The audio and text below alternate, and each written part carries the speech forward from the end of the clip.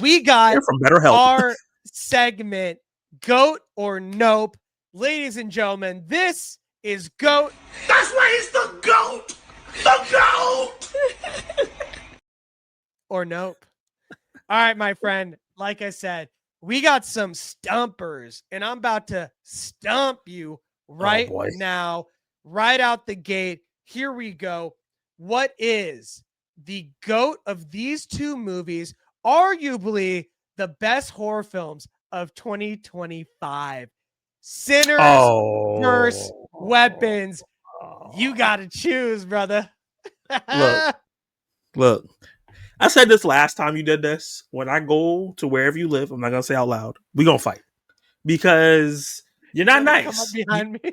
Yeah, just a swift elbow to the back of the head. No, I'm joking. Kind of. This is not. I love both of these films. It's not stumping me too hard though, because Sinners is my number 2 film of the year, while Weapons is number 6. So it's Sinners. Okay. Why is that? I think Sinners just has like a deeper cultural effect on me than Weapons. Weapons is a great, fun story, but it doesn't have a lot of depth to what's going on there. While Sinners does something that I haven't seen before with the music and the way they tackle vampires, and I forget what Kenny Sparks said, my black card is on the line if I don't pick Sinners.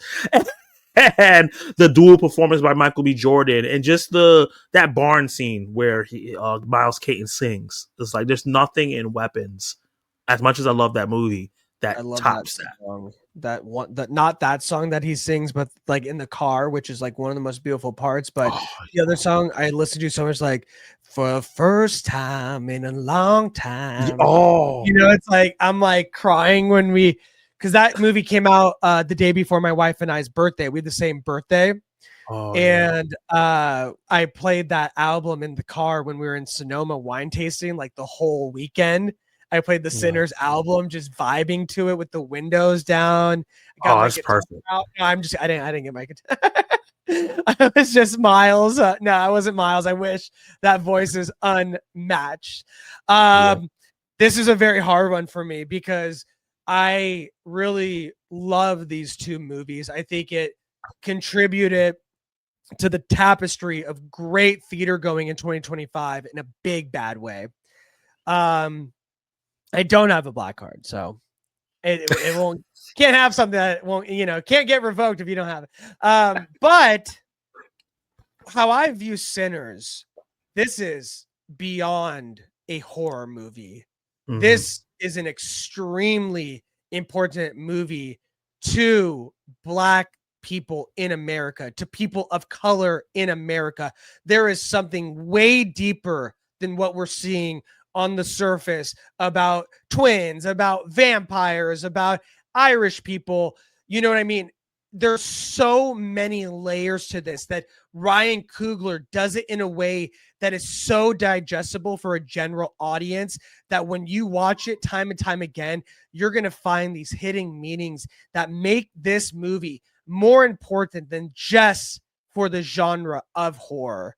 And for that reason alone, which is very similar to you in the opposite way, I do have to go with Weapons, because I do believe that Weapons, while it may have some themes related to the times we live in now, to children, blah, blah, blah, I do believe it is more of a straight horror movie that doesn't have much deeper meanings when it comes to Sinners. So for me to just say that Sinners was the best horror movie of 2025 between these two, feel like, and no knock on you, does a disservice to how good of a film Sinners is beyond the genre of horror, if that makes sense. No, totally makes sense. So with that being said, both are scary. 100%. 100%. I mean, damn, I mean, would I have Haley bite me? That's But as a straight horror movie, I do believe Weapons takes the cake. It has the voiceover of the children. When you have child in a horror movie, it just elevates it even more and makes it scarier. When I went to the bathroom I went down the stairs like this and got a good laugh from the audience. It was just such a great horror film that I think people will look back at this movie in the horror genre and say that Weapons is a classic of this time, and it will reverberate through the years when it comes to the genre of horror. And that's why I think Weapons is the better GOAT horror film. Gotcha. This was hard. I don't want to get my, my temporary black herb right now. I just got to take it. All right. On top of that, give it the next, staying in the horror element, I want to ask you this. Which is the better horror modern day saga? The Final Destination saga or the Scream saga? Holy, this one is hard.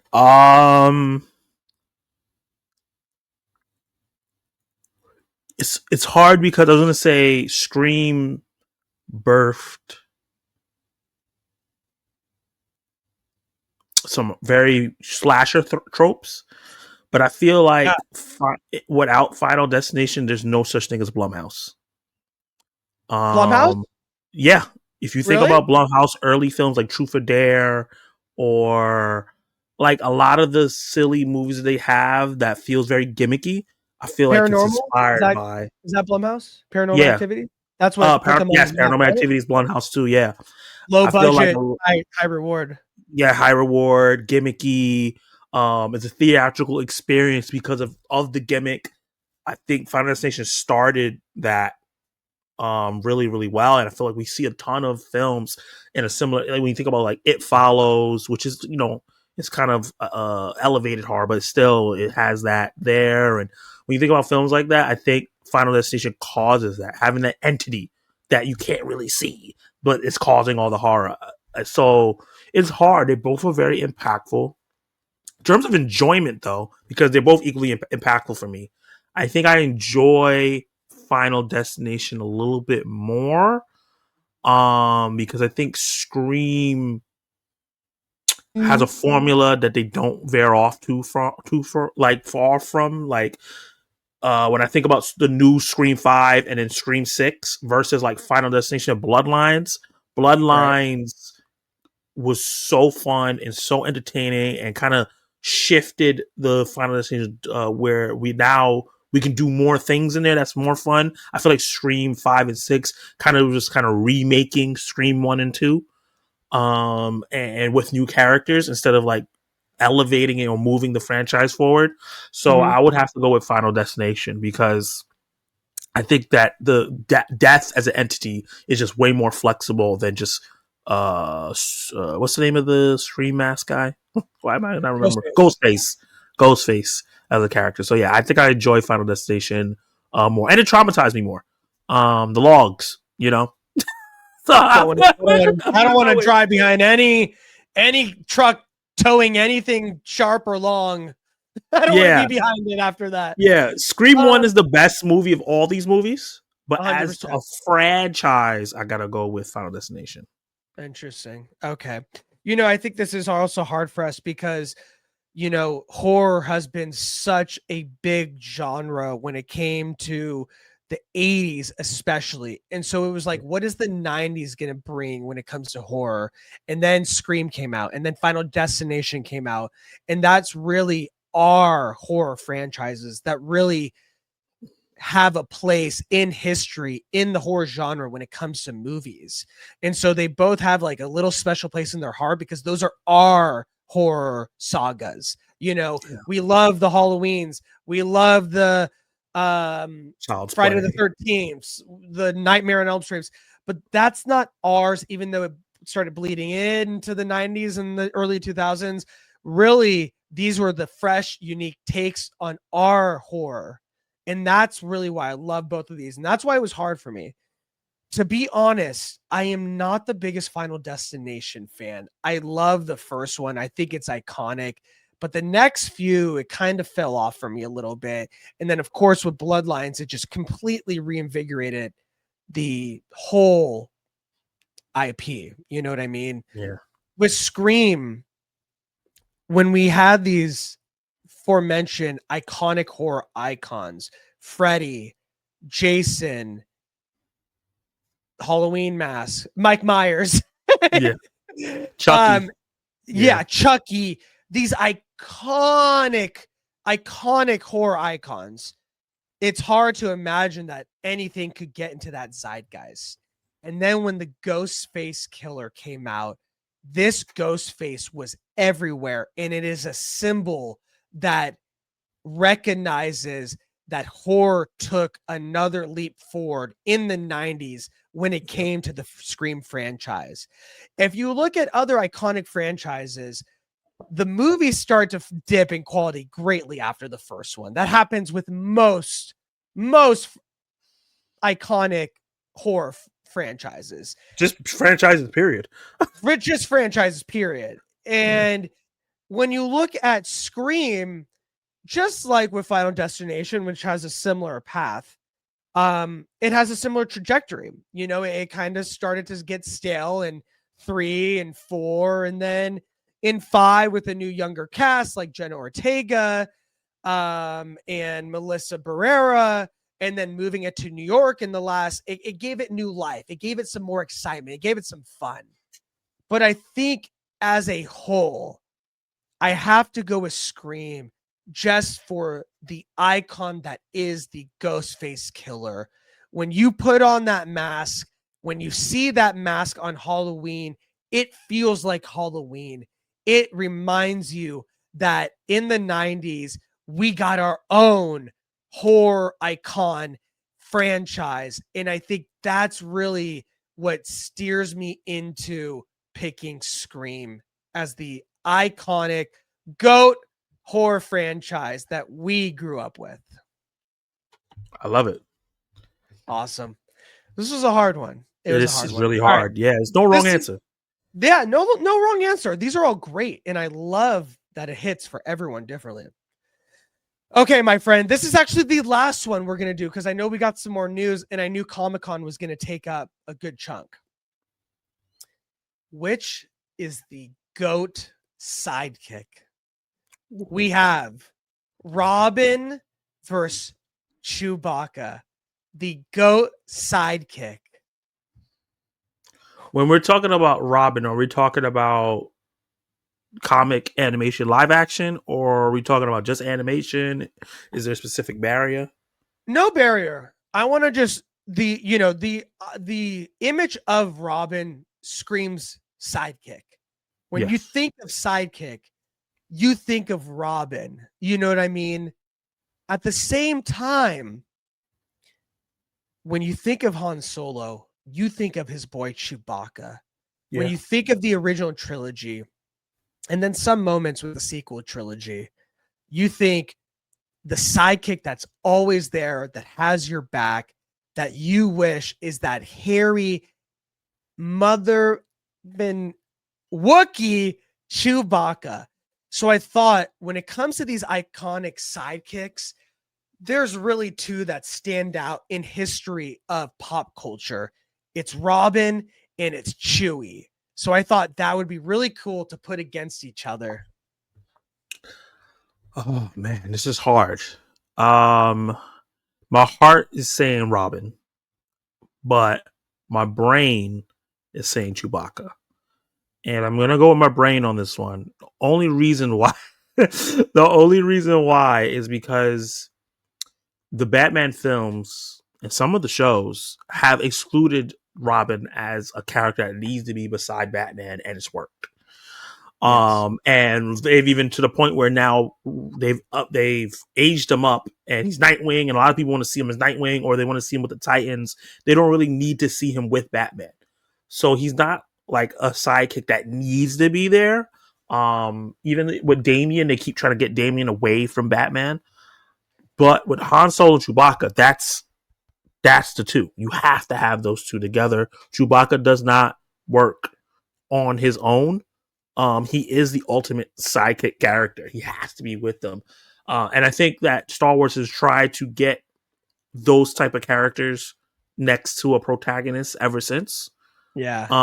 So I gotta, in terms of just being a sidekick, I think it has to be Chewbacca. But yeah, Kenny Sparks is right. Robin is beating Chewbacca's ass easily. They made John Boyega the new Chewie, pretty much. Like, you just sidelined him.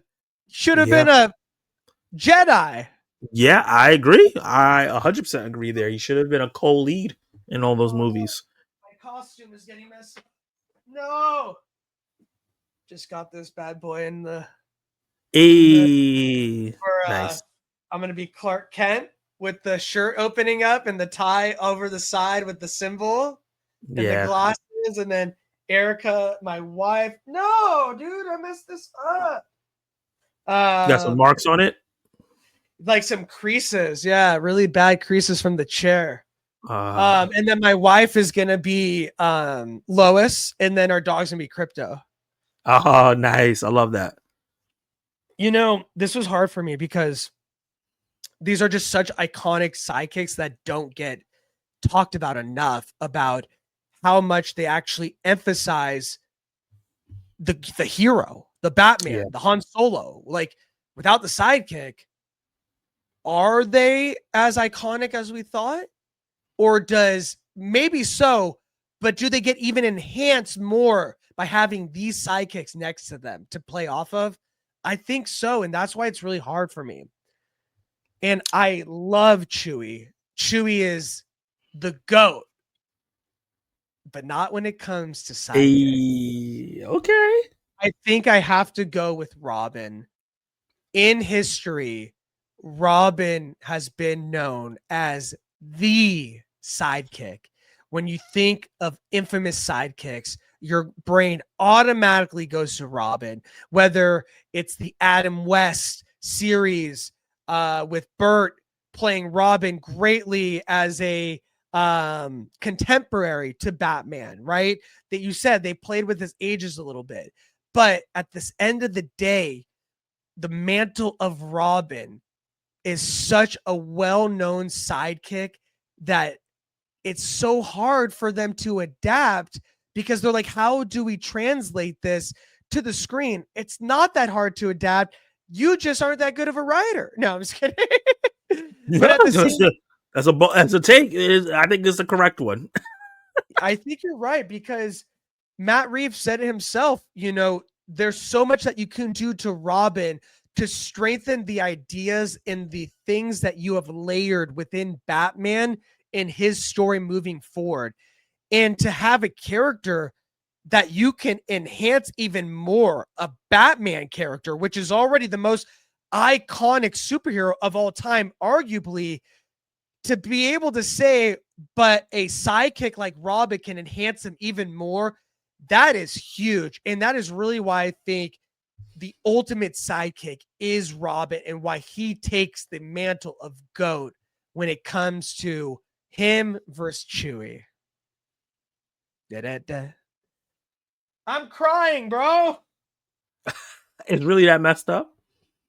Yeah. You know, I can just, you know, there's some ways with Amazon. Just exchange it. Not a big deal. So that will do it for the GOAT or Nope debate. What do you guys think? Do you guys agree with me? Do you agree with Zach? Do you agree with Kenny that Robin will beat Chewie's butt talks? Drop a comment below and let us know what you think. Who is your GOAT? Remember, this is the GOAT of these two. So that's all we're debating. But if you have a GOAT in your mind, drop it below and let us know.